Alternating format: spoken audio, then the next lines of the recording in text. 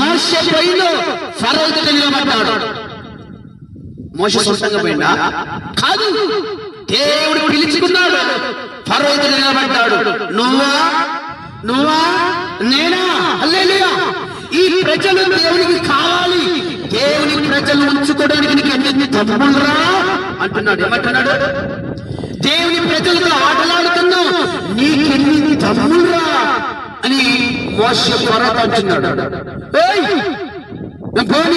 నువ్వు ఎలా పోనీయవు నేను చూస్తా అంటున్నాడు మోషే. హల్లెలూయా. నేను ఎక్కడి నుంచి వచ్చినా తెలుసా? నువ్వు ఎక్కడి నుంచి వచ్చేసారా? నేను పోనీయరా. పొచ్చోడా నచ్చోడా అంటున్నాడు. హల్లెలూయా. పొచ్చోడా నచ్చోడా అని పోనీయను ఫరో. వాళ్ళు మట్టి తొక్కాలి, ఇటుకలు చేయాలా, వాళ్ళ కింద ఎప్పుడు బానిసత్వంగానే ఉండాలిరా. నువ్వు నడు. యెహోవా ఎవడు? అసలు యెహోవా ఎవడు? మోసయ్యా యెహోవా ఎవడు? ఈరోజు చాలా మంది తల్లిదండ్రులు దేవుని సన్నిధికి రాబట్ట అంటే నేను రాను తాగడానికి పోవడం. పిల్లలు తల్లిదండ్రులు నాన్న ప్రభు సన్నిధికి రారు, నువ్వు పోరా, రావు. మేము అంటే కొందరు అట్లా, కొందరు ఇట్లా, కొందరు అట్లా ఉన్నారు.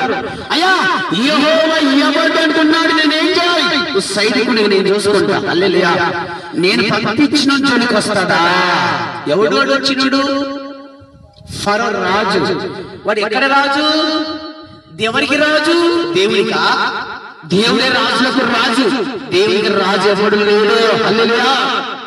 దేవుడు ఎవరిని నిలబెట్టుకుంటే వాడే రాజు. నేను రాజు. హల్లెలూయా. ప్రతి సేవకుడు రాజు. హల్లెలూయా. రాజు కుమారుడు రాజే. హల్లెలూయా.